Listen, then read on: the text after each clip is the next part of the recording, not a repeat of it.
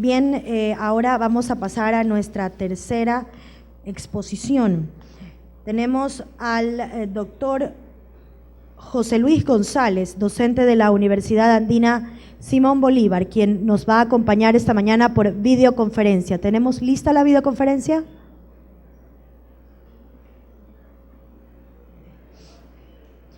Él abordará el tema la visión internacional de la colusión en las compras públicas.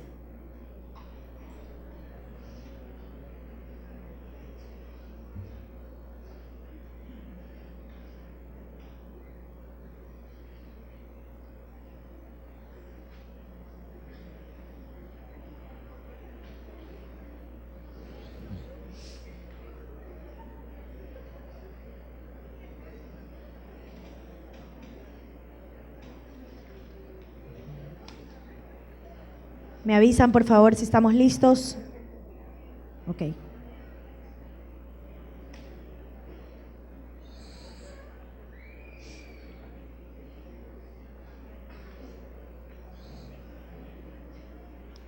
Como les decía, le damos la bienvenida al doctor José Luis González, docente de la Universidad Andina Simón Bolívar, quien hoy nos acompañará con el tema la visión internacional de la colusión en las compras públicas. Rogamos, por favor, hacer silencio para poder escuchar al doctor José Luis González. Doctor. Muy buenos días. No sé si me escuchan. Quisiera tal vez pedir una confirmación de que me están escuchando bien. Sí, le estamos escuchando perfectamente. Muy bien, perfecto. Muy buenos días a todos los presentes, las autoridades, los organizadores de la Superintendencia de la Universidad de Santa Elena y al público en general. Para mí un gusto estar aquí con ustedes, aunque sea de forma virtual, pero digamos compartiendo sobre estos temas que son tan apasionantes y tan necesarios además en los momentos digamos actuales del país. Bueno, se me ha pedido que hable un poquito sobre el tema colusión y dado que yo no vivo aquí en el país desde hace 3 años, estoy aquí de paso en esta semana, pues lo que les traigo es básicamente una presentación que va a abarcar unos temas más amplios desde el punto de vista internacional. Vamos a ver algunos casos y algunas recomendaciones desde el punto de vista internacional sobre esta temática de colusión. En primer lugar, digamos, la aclaración es que se trata de una colusión entre los proveedores, ¿no es cierto?, entre los oferentes. Generalmente puede haber también otras conductas que implican acuerdos entre la parte privada y la parte pública de la contratación, es decir, estamos hablando de oferentes con funcionarios públicos, pero eso, digamos, a pesar de que en algunos lados se lo llama también colusión, pero tiene más bien otras connotaciones, ¿no es cierto?, otro tipo de actos prohibidos. En todo caso, pues aclaro que esto sería más que nada enfocado hacia conductas de acuerdos, ¿no es cierto?, que se dan entre los oferentes dentro de los procesos de contratación pública. Bueno, en primer lugar, digamos, hay que resaltar la importancia que tiene la contratación pública en las economías modernas, ¿no es cierto? Los gobiernos efectivamente son los más grandes actores de los mercados, tanto públicos como privados de los países. Fíjense ustedes aquí en esta lámina, ustedes pueden ver cuánto es el porcentaje de incidencia de la contratación pública respecto al Producto Interno Bruto, es decir, estamos hablando de toda la generación de riqueza de los países. Entonces, en América Latina se habla de cerca de entre un 10 y un 15%, que es el peso que tiene la contratación pública en relación al PIB. Y fíjense ustedes que los países industrializados, como por ejemplo el Canadá, tienen un 25% de porcentaje, ¿no es cierto?, de la contratación pública en relación al Producto Interno Bruto. Es decir, generalmente los recursos que mueve la contratación pública, ¿no es cierto?, que dinamizan la economía pública y privada, son los más cuantiosos de los mercados, claro, son muy poderosos en los mercados, y por lo tanto, las prácticas que se den ahí, digamos que permean a toda la sociedad. La contratación pública se ha visto también como un instrumento de aplicación de políticas públicas. Por ejemplo, los temas de apoyo a producción nacional, por ejemplo, los temas de apoyo a las micro, pequeñas y medianas unidades productivas, a la economía popular y solidaria, que son, aplicados acá en el Ecuador. Pero también hay otro tipo de políticas, como por ejemplo las compras sustentables. Entonces, si nosotros empezamos a exigir, ¿no es cierto?, como sector público, que en los pliegos, tanto en los criterios de admisibilidad como en los criterios de evaluación y de adjudicación, se observen requisitos ambientales o sociales, ¿no es cierto?, a más de los técnicos y los financieros, para evaluar una oferta o para adjudicar un proceso, estamos siendo unos generadores de una conducta importante, ¿no es cierto?, porque a todos los proveedores se les exige unos estándares, y esos estándares se quedan ahí no solamente para las ofertas al sector público, sino en general toda su práctica comercial. Entonces, como digo, la contratación pública es una poderosa herramienta de aplicación de políticas y también de generación de conductas positivas o conductas negativas, ¿no es cierto?, en la medida en que no se controle, en la medida en que exista, sobre todo, la impunidad, porque si existen conductas impropias, conductas, que falsean la competencia y que no son detectadas, o que si se detectan no son sancionadas, pues efectivamente lo que los proveedores hacen es generalizar esa conducta en todas sus prácticas, ¿verdad? Entonces, esto es el primer tema de la importancia que tiene efectivamente la contratación pública en estos aspectos de generar y políticas. Fíjense ustedes, aquí les traigo un ejemplo. Estas son cifras del año 2011 de las cantidades de contratación pública que manejaba en ese entonces el INCOP o ICERCOP, ¿verdad? En el 2011 el presupuesto general del Estado era de aproximadamente 24 mil millones de dólares. El Producto Interno Bruto para ese año, 66 mil millones de dólares.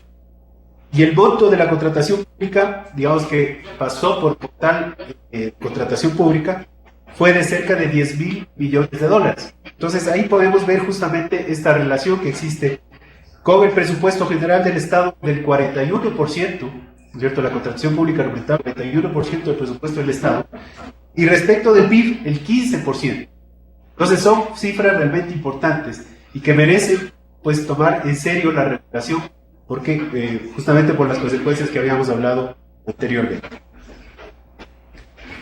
Bueno, ¿cuáles son las ventajas de una competencia efectiva, ¿verdad? Efectivamente, digamos, uno de los principios que inclusive desde la Constitución en el Ecuador, el artículo 288, señala y subraya, es una competencia, una concurrencia, es decir, la real posibilidad de acceso al mercado público, pero además de eso, digamos que en condiciones de igualdad, y de igualdad real, ¿verdad? Entonces, eso es lo importante que debemos velar. Todas las autoridades que tienen injerencia en la contratación pública del Ecuador deberían preservar este principio de competencia efectiva, ¿verdad?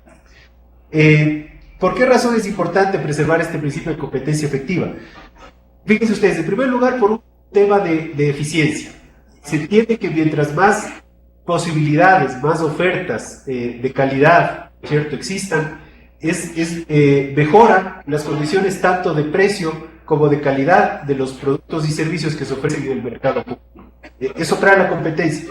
Mercados reducidos, mercados, digamos, que son concentrados, que son pocos los proveedores que participan o son pocos los proveedores que ganan, lo que generan es distorsiones, ¿no es cierto?, a la hora de la prestación de bienes y servicios, o precios demasiado elevados, ¿verdad?, precios no competitivos. En segundo lugar, por un efecto de transparencia, es decir, la propia competencia efectiva lo que debe traer como efecto es una especie de control cruzado, ¿verdad?, de corrección de procedimientos.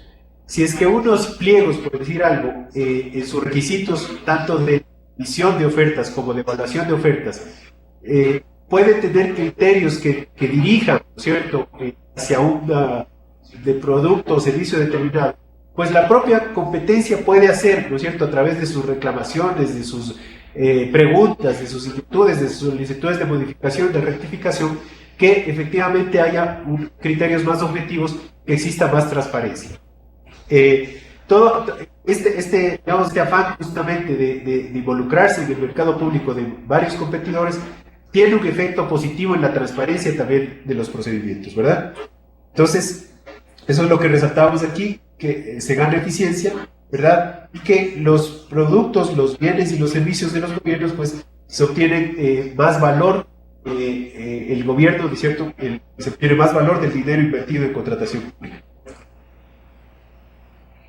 Bueno, obviamente habíamos hablado ya de que uno de los principios de contratación pública es la competencia. Si nosotros vemos desde el artículo 288 de la Constitución hasta lo que dice la Ley Orgánica del Sistema Nacional de Contratación Pública, que establece una serie de objetivos, la competencia es un principio y es un objetivo a alcanzar, ¿verdad?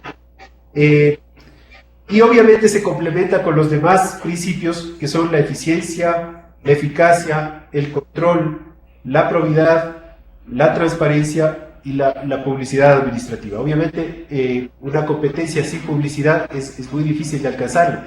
Fíjense ustedes el cambio que se dio desde antes del 2008 a partir de la creación de la Ley Orgánica del Sistema de Contratación Pública. ¿Cómo antes se llamaba a las licitaciones? Digamos, se utilizaban mecanismos como por ejemplo el anuncio en la prensa, ¿no es cierto?, publicaciones de los periódicos, o se hacían invitaciones a la lista de proveedores de cada una de las entidades porque no había un registro único de proveedores. ¿Qué es lo que significaba esto? Que los competidores, es decir, los oferentes como tal, era un grupo exclusivo, selecto, reducido en el país, que los mismos siempre, digamos, eran los que estaban dando las vueltas en las distintas entidades ofreciendo productos y servicios. Entonces, el hecho de haberse creado un sistema, ¿no es cierto?, que hace el papel de un mercado público, ¿no es cierto?, que junta la oferta y la demanda a través de un registro de proveedores que es de acceso universal y a través de un portal que da información pública sin necesidad de una clave de acceso, sino que cualquier persona desde cualquier punto del mundo la puede identificar, que transparenta la información. Precisamente esto genera efectos positivos en todos estos principios que hemos visto: de competencia, de eficiencia, de transparencia y de publicidad, ¿verdad? Entonces, definitivamente que ha habido un cambio importante a partir de la creación de la Ley Orgánica del Sistema de Contratación Pública. Bien, y precisamente de esto nos vamos a detener un poquito más en esto que les había anunciado anteriormente: el registro único de proveedores, ¿verdad? Muchas evaluaciones internacionales previas a la creación, a la expedición de la Ley Orgánica del Sistema Nacional de Contratación Pública del 2008, ya daban cuenta de que esta era una de las falencias, esta era uno de las atrasos que había en la contratación pública, ¿no es cierto?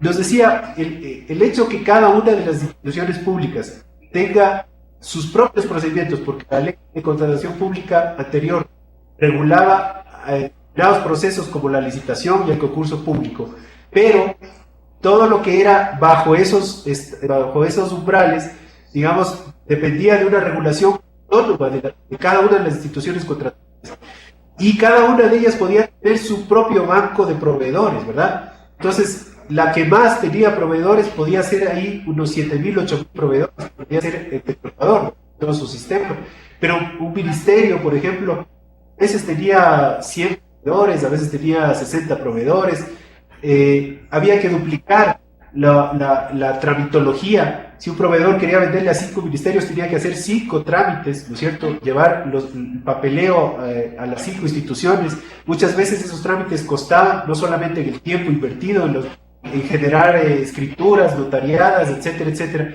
sino que también a veces se tenía que pagar una tasa por, digamos, pertenecer a esa lista de proveedores. En fin, todos estos costos transaccionales y económicos se eliminaron a través del registro de proveedores. Un registro de proveedores que además, en el caso ecuatoriano, es multifinalitario. No solamente lo que trata de hacer es tener un banco de datos, sino que obviamente cumple la función de enlazar la oferta y la demanda, la categorización de los proveedores a través de estos clasificadores nacionales. Por supuesto, también, digamos, identifica el tamaño, la condición de los proveedores para aplicar las políticas públicas de promoción, ¿cierto?, a la economía nacional, o a la economía popular y solidaria, o a las micro pequeñas empresas. Entonces, todo esto es la ventaja de tener un registro de proveedores que definitivamente no lo existía. Y el crecimiento de la competencia y de la concurrencia fue notorio, ¿cierto? De pasar de instituciones que, como les decía, tenían a veces 60 proveedores, 50 proveedores en sus listados, a tener ya, digamos, un número pues, cerca de 80.000 proveedores registrados a nivel nacional, y que el mismo proveedor que puede ofertar en Santa Elena pueda enterarse y ofertar en el municipio del Tena o en la Universidad de Esmeraldas, eso, digamos, fue un cambio drástico y absoluto, ¿no es cierto?, al nivel de la competencia efectiva y del acceso al mercado público. Luego, pudiéramos hablar también de algunos de los mecanismos electrónicos que se implementaron, como por ejemplo la subasta inversa o el convenio marco, figuras novedosas que no existían antes, ¿no es cierto? ¿Qué es lo que permitía precisamente que los proveedores, por ejemplo, de material de oficina que requieren prácticamente todas las instituciones, que no sean un grupo reducido, sino que, digamos, tantos oferentes que existen que tienen un bazar o que tienen, pues digamos, un negocio más grande, mediano, etcétera, que puedan igual participar y ofertar esos productos y servicios a nivel nacional.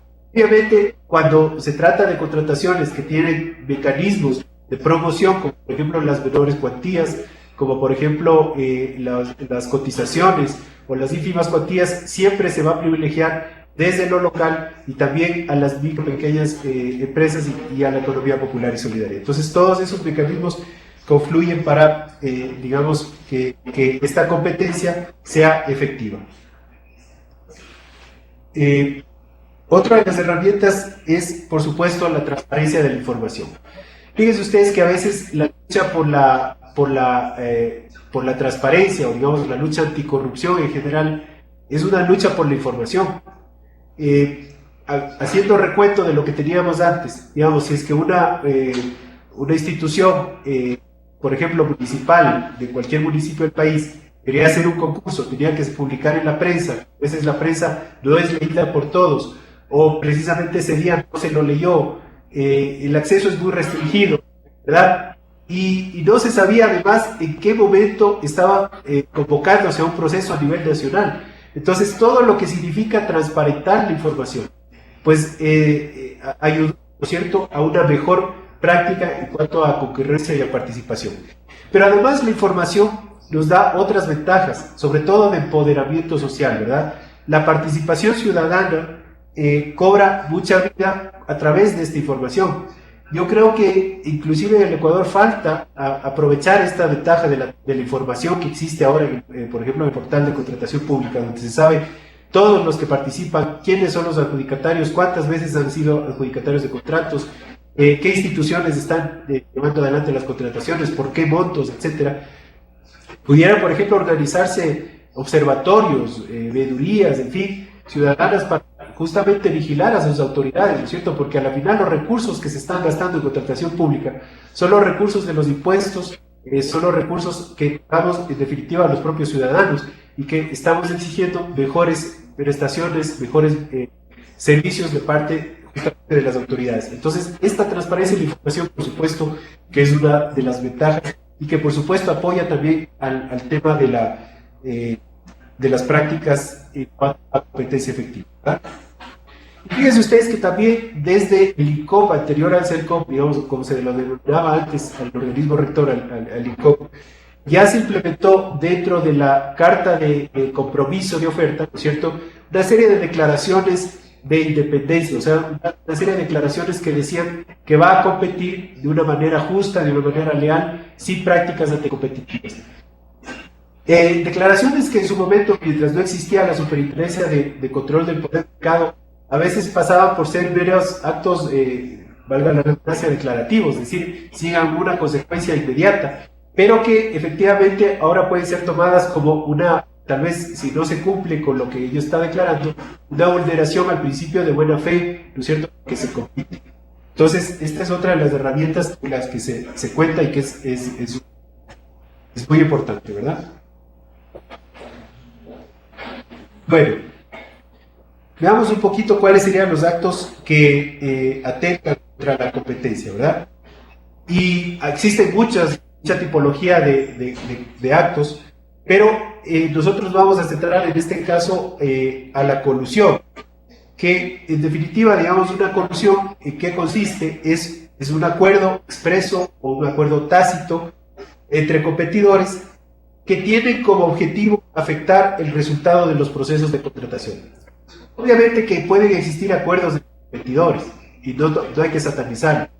Las mismas asociaciones, ¿no es cierto?, o consorcios que se pueden presentar para una oferta, ¿no es cierto?, los más oferentes se juntan, se asocian para presentar una oferta, es un acuerdo de competidores, pero ese no tiene como objetivo, ¿no es cierto?, afectar el resultado de un proceso de contratación, ¿verdad? Lo que tiene como objetivo es precisamente mejorar su posición para ser adjudicatario de un contrato y cumplir el contrato. En cambio que acá estos acuerdos lo que buscan es precisamente afectar competencia a través de modificar arbitrariamente, modificar ilegalmente el resultado de los procesos de contratación. Bien, igualmente podemos hablar de esta conducta que se llama la fijación de los precios, ¿verdad? ¿Qué sucede aquí? Los competidores previamente se ponen de acuerdo en cuál de ellos va a ganar el contrato y por qué precio, ¿verdad? Muchas veces ellos acuerdan de qué manera se van a comportar en una subasta, por ejemplo, en una licitación. Tú ofertas por tanto, yo oferto por tanto y aquel oferta por tanto. Entonces, la siguiente subasta, en cambio, cambiamos los roles y la ganas tú, ¿verdad? Entonces, esa es una forma también de alterar la competencia. ¿Por qué? Porque los precios no son los precios de mercado, ¿verdad? Los precios resultantes de la competencia, sino que son precios acordados entre unos pocos, y en definitiva lo que va a suceder es que la entidad contratante va a pagar más por el producto o servicio que efectivamente cuesta menos en el mercado. Entonces, esto de oferentes lo que hace es simplemente hacer un juego y presenta ofertas que se sabe van a fracasar, ¿verdad? Porque son muy excesivas, porque no cumplen con condicionamientos técnicos que se van a evaluar. Igualmente los temas de reparto de mercado, es decir, cómo a veces los competidores acuerdan repartirse el mercado, bien sea por tipos de producto, bien sea por zonas geográficas, etc. Y cuando yo estaba, digamos, al frente del INCOP, encontrábamos mucho de eso, ¿no es cierto? En determinados sectores había mercados que estaban claramente divididos. Había una simulación de competencia entre distribuidores de productos, pero en definitiva atrás de los distribuidores había alguien que los manejaba, ¿no es cierto?, el mayorista o el productor, muy pocas veces el productor, pero más bien era un gran intermediario que hacía que determinados competidores tuvieran mejores condiciones de precio en determinada región y si iban a ofertar ese mismo producto en otra región, entonces les vendía con un precio mayor. De manera que eso es precisamente repartir el mercado, ¿no es cierto? O definitivamente, digamos, proveedores del mismo tipo de producto o servicio que pudieran, pues, efectivamente hacer acuerdos y decir, para mí, déjame esta zona, este sector, esta circunscripción geográfica, digamos, tú te acomodas en este lado y aquel en este lado. Igualmente, el cobro por posturas. Fíjense ustedes, esto es casi que una venta de simular la competencia. Empresas que pueden decir, ok, yo me presento a sabiendas de que voy a perder, o presento la oferta como tú quieres que yo la presente, y por eso pues yo voy a recibir un pago, ¿verdad? Simplemente para simular competencia y efectivamente pues que va a hacer es permitir que otro gane a un precio mayor, ¿verdad? O a unas condiciones que no son las más favorables para el contratante. Y el reparto de ganancias. Fíjense ustedes aquí, vamos a ver algunos casos en donde se hacen unas especies de carteles, ¿no es cierto?, de grupos, en donde no importa quién gane, los demás van a usufructuar de ese contrato, ¿verdad? Entonces, posiblemente el que gana va a subcontratar o va a trabajar con los mismos competidores que estuvieron en la oferta que no ganaron. Entonces, evidentemente todos tienen que tener un precio alto para que alcance, ¿no es cierto?, para todo ese grupo al ejecutar el contrato, para que alcance pues la ganancia a repartirse entre todos. Entonces, todas estas conductas, estas prácticas forman parte, digamos, de temas colusivos a la hora de presentar ofertas. Bien, vamos a ver ahora algunos casos de corrupción, ¿verdad? Y fíjense ustedes que estos casos se dan tanto en países, digamos, industrializados, en países en vías de industrialización, en países en vías de desarrollo, países, digamos, subdesarrollados, en fin, en todos lados se dan estos casos. Y es más, cuando se dan en los países desarrollados, pues tienen mucha más incidencia, ¿no es cierto? Entonces, lo importante, como había dicho al inicio, es que existan mecanismos para detectar las conductas y que exista una forma de reaccionar frente a estas conductas. Es decir, la impunidad es tal vez el peor medio para que estas conductas florezcan y se perpetúen y además se expandan, ¿verdad? Vamos a ver, por ejemplo, este caso que sucedió en el Reino Unido en el año 2004. Fíjense ustedes, la Oficina para la Competencia Libre, para la Libre Competencia del Reino Unido, en el año 2004, digamos, recibió una denuncia sobre la existencia de irregularidades de contratos de obras públicas, ¿verdad? Entonces, en abril del 2008, fíjense ustedes, los procesos de investigación a veces toman, en este caso, ha tomado 4 años de proceso investigativo.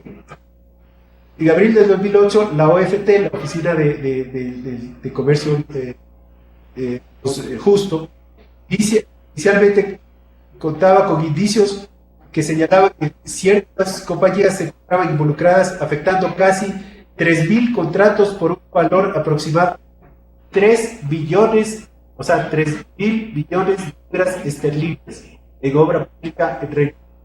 Son cantidades realmente escalofriantes, ¿verdad? Y 3.000 contratos afectados por estas prácticas anticompetitivas, ¿verdad? Entonces se centró la investigación y concluyó que 112 empresas de construcción presuntamente incurrieron en colusión, presentando posturas complementarias a 199 licitaciones. Posturas complementarias quieren decir esto, justamente falsear la competencia, aparecer como que están compitiendo, pero con ofertas que están destinadas al fracaso, ¿verdad? Y 86 de las 103 empresas recibieron reducciones de las multas, ya que admitieron su culpa antes de que la OFT emitiera dictamen. Existe ahí un mecanismo que es parecido, por ejemplo, al que tienen en Colombia, donde si es que alguien, digamos, está siendo investigado y va a ser sometido a una sanción, él acepta que cometió la incorrección y además, digamos, cuenta o da los detalles de quiénes son los involucrados y cómo se produjo el hecho, entonces obtiene rebajas de suspenso. Entonces, fíjense ustedes qué tipo de penas estábamos hablando. Aquí tenemos, por ejemplo, una empresa que recibió una penalidad de 17 millones de libras esterlinas, ¿verdad?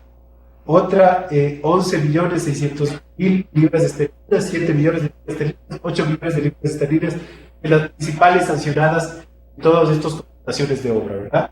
Entonces, son temas, como les digo, que tienen mucha incidencia y sobre todo, pues las sanciones son fuertes y deben ser fuertes para que sean, digamos, lo suficientemente atemorizantes e inhiban el cometimiento de las acciones, ¿verdad? Igualmente, veamos este caso que sucedió en el Brasil, en el año 2003, ¿verdad? El Tribunal de Competencia, que en el Brasil se llama CADE, determinó que 2 empresas se habían coludido en licitaciones por servicios de seguridad entre los años 1990 y el 2003. Entonces, se realizaron, ¿cómo fue el modus operandi de estas empresas? ¿Cómo coludieron? Realizaban reuniones periódicas en la sede de la asociación gremial, ¿cierto? De la asociación profesional de ellos. Inclusive, pues llegaban a comentar esto en casados y en reuniones sociales, ¿verdad? Entonces, a través de métodos investigativos, pues descubrieron eso. Total de las multas ascendió a 40 billones de dólares, ¿cierto? A este grupo. Las compañías fueron multadas con un 15% de sus ingresos brutos, ¿verdad? Los directores de las compañías también fueron multados.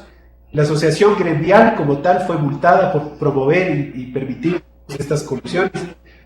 Y a las empresas se les prohibió participar en licitaciones públicas por 5 años. Entonces, y fíjense es que, como reiteramos, las sanciones son bastante fuertes, precisamente para que también tengan un efecto frente a todo el mercado, ¿no es cierto?, que conoce de estos casos, y pues evite caer en esas mismas conductas. Holanda también tenemos otro ejemplo, ¿verdad? Fíjense ustedes, en construcción de autopistas, calles, edificios, había carteles que implicaban posturas complementarias, pago de compensaciones, ¿no es cierto? Es decir, se pagaba a los oferentes que simulaban la competencia, 611 empresas involucradas en estas conductas, y el total de las multas llegaron hasta 71 millones de euros, ¿verdad? Productos de concreto, 50 empresas involucradas, sancionadas con 12 millones de euros, instalación de cables, 72 empresas, 12 millones de euros, ¿verdad? Igualmente un caso en España, la Comisión Nacional de Competencia impuso multas por un valor total de más de 390.000 euros, 3 empresas por acordar los precios en una licitación del Ayuntamiento de Las Palmas. Entonces, acordar precios, como les había dicho anteriormente, pues obviamente significa un acuerdo que va a falsear el precio real que se debe pagar por el producto o servicio. Entonces, y aquí en una resolución del año 2012, el Consejo de la Comisión Nacional de Competencia consideró acreditada la existencia de una conducta colusoria entre las 3 empresas imputadas para ofertar idénticos precios en los servicios contenidos en la licitación pública, ¿verdad? Entonces se evidenció ese acuerdo porque las 3 empresas se pusieron de acuerdo para ofertar el mismo precio. Igualmente acá en el medio latinoamericano, fíjense ustedes, hace poco sucedió este caso en Chile en el año 2012. Y fíjense ustedes en qué cuantía. En un plan de combate al narcotráfico, el gobierno adquirió una serie de equipos de decímetros, fibroscopios para tratar droga, por un total de 1.834 millones de dólares, es decir, es una cantidad importante. Por cada decímetro canceló 23,4 millones de dólares a un intermediario, aunque su fabricante en Estados Unidos los vendía por 4,3 millones de dólares. Fíjense ustedes la diferencia, pago, el precio de mercado 4 millones de dólares y el pago luego de hacer un proceso licitatorio, etcétera, 23 millones de dólares, ¿verdad? El monto total involucrado en estas adquisiciones se elevó a 4.104 millones de dólares. Entonces esto fue como una remoción en el sistema chileno. Ustedes saben que el sistema de contratación chileno es muy apreciado. La dirección Chile Compra, digamos, tiene mucha tradición en el ámbito latinoamericano por llevar adelante los procesos, sobre todo en convenio marco, ¿cierto? Ya cerca de 12, 15 años de contratación, y ha sido un referente efectivamente latinoamericano para todos los organismos que hemos venido después en materia de contratación pública a emular, vamos, estas prácticas de un organismo rector, de un organismo regulador de la contratación pública. Sin embargo, fíjense ustedes que también en todos estos países se pueden dar estas cosas. Entonces, fíjense ustedes, el sobreprecio se consideró cercano al 400% en la compra de estos equipamientos, ¿verdad? Y derivó ya no solamente las autoridades de competencia, sino también las autoridades digamos, de fiscalía, es decir, ya se consideró el caso también sometido a sanciones penales, ¿verdad? Entonces, fíjense ustedes que la Contraloría en Chile recibe más de 100 denuncias al año por motivos de colusión y de parte de Chile Compra, ¿no es cierto? Y una de esas partes las deriva la Fiscalía Nacional Económica, que es, digamos, la que realiza la supervigilancia del tema de competencia de Chile, ¿verdad? El Tribunal de Defensa de la Libre Competencia ha llevado unos 10 casos de ese estilo, digamos, mayoritariamente relativos a corrupciones en licitaciones públicas y abuso de posición dominante en una menor cantidad, ¿verdad? Entonces, es importante resaltar que los países que reaccionan frente a estas conductas, porque, digamos, tal vez podemos decir esto pasa en todo el mundo y estamos viendo los ejemplos: Holanda, España, Reino Unido, digamos, Chile, pero y también en Ecuador, por supuesto que esto puede suceder. Y ¿qué es lo importante? Es justamente contar la segunda parte de la historia, que es cómo reaccionaron los poderes públicos para sancionar y no dejar esas conductas en la impunidad, ¿verdad? Bueno, esto además, digamos, en Chile determinó que cambio de la estrategia, ¿cierto?, para establecer cómo tratar estos casos. Entonces, la Contraloría, ahí en Chile, por ejemplo, empezó a revisar las bases, sí que eso sea un control previo, es decir, no es que la Contraloría volvió a hacer una especie de control cesante de los pliegos, ¿no es cierto?, de las licitaciones, sino que estableció un sistema de monitoreo y de revisión de estas bases o de estos pliegos licitatorios. Igualmente la Contraloría presenta las denuncias de la Dirección Chile Compra, que es el par del CERCOP, digamos, en el Ecuador. El Tribunal de Compras, que es un tribunal administrativo que resuelve reclamos de tipo administrativo, entonces hace como de árbitro de las contiendas, pero no en una sede judicial, sino en una sede administrativa. Y la Fiscalía Nacional Económica establece, en primer lugar, una guía de actuación, es decir, establece un manual de buenas prácticas y hace un examen de impacto de estas conductas. Bueno, entonces, en el caso chileno también se plantean algunas formas de solucionar para que no se volvieran a dar estas situaciones, que lamentablemente hace unos meses volvimos a escuchar problemas de contratación pública en ese país, ¿verdad?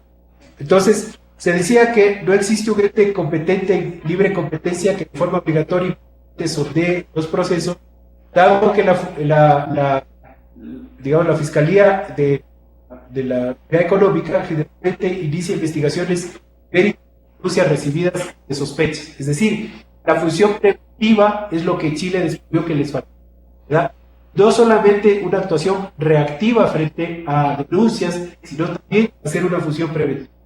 Entonces, se planteó crear una entidad similar a la FNE, ¿verdad?, o llevar una unidad especializada en el organismo que está obligada a mirar de cerca los casos en forma preventiva, ¿no es cierto?, de alertas tempranas para prevenir que se den este tipo de casos. Bien,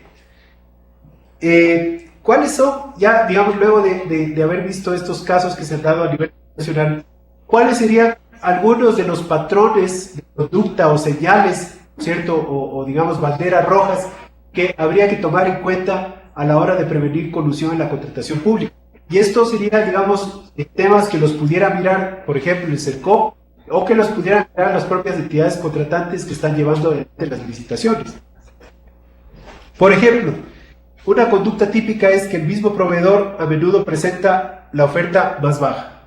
Si nosotros cogemos una muestra de procesos, ¿verdad?, de licitaciones o de subastas, y vemos que el mismo proveedor es el que en toda esa muestra o en un gran porcentaje de esa muestra ha presentado la oferta más baja, posiblemente, digamos, tengamos una alerta de alguna conducta colusoria, ¿verdad? Por ejemplo, cuando empresas ofertan solo en ciertas zonas geográficas, ahí posiblemente estamos frente a un reparto de mercado, ¿no es cierto?, un reparto de distribución geográfica de la contratación pública. Entonces, si bien es cierto, puede ser un tema digamos, de la competitividad, es decir, que no le alcance o que no quiera ofertar más allá de eso, pero si es que es una empresa que pudiera bien, digamos, hacer una oferta tanto en la sierra, en la costa, ¿no es cierto?, en alguna localidad o en otra, o dentro de la misma sierra, en la parte norte, en la parte central, la parte sur, pero solamente tiene un nicho, entonces efectivamente ahí pudiera haber una señal de alerta, ¿verdad? Proveedores que se retiran inesperadamente, que concursan y de repente pues no presentan la oferta al final. Fíjense ustedes, en las subastas inversas, por ejemplo, hay muchos proveedores que presentan digamos, su manifestación inicial, su oferta técnica, se la califica y luego no sube la oferta económica inicial, o subida la oferta económica inicial no puja. Entonces, claro, ahí hay una conducta que habría que tomar en cuenta si es que esa es una repetición constante digamos, de esa misma conducta, ¿verdad? Por ejemplo, compañías que siempre presentan ofertas, pero y que además no protestan, ¿no es cierto?, no interesan reclamo, solamente, aparentemente, pues están ahí para simular determinada competencia. Cuando un adjudicatario contrata o subcontrata a sus competidores, esta es otra de las conductas que pudiera llamar la atención, ¿verdad?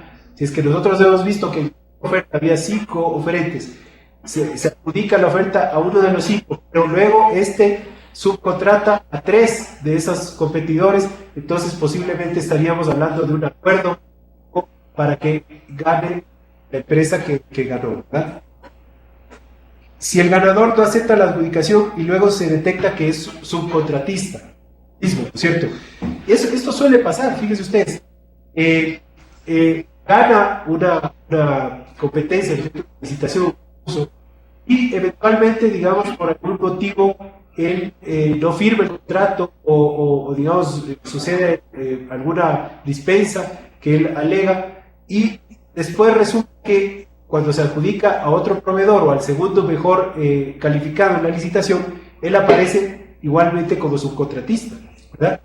Y fíjense ustedes, en otros países, por ejemplo, he visto casos en donde el que gana una licitación, uno de los demás competidores presenta un reclamo, el competidor ganador no se defiende en ese reclamo administrativo y la entidad contratante le da la razón al que protestó, al que propuso el reclamo, adjudica el contrato al reclamante con un precio mayor, y el que ganó inicialmente se quedó callado y luego aparece, digamos, trabajando con el nuevo adjudicatario. Entonces, evidentemente, ahí hay un signo de una conducta que debería observarse, ¿verdad?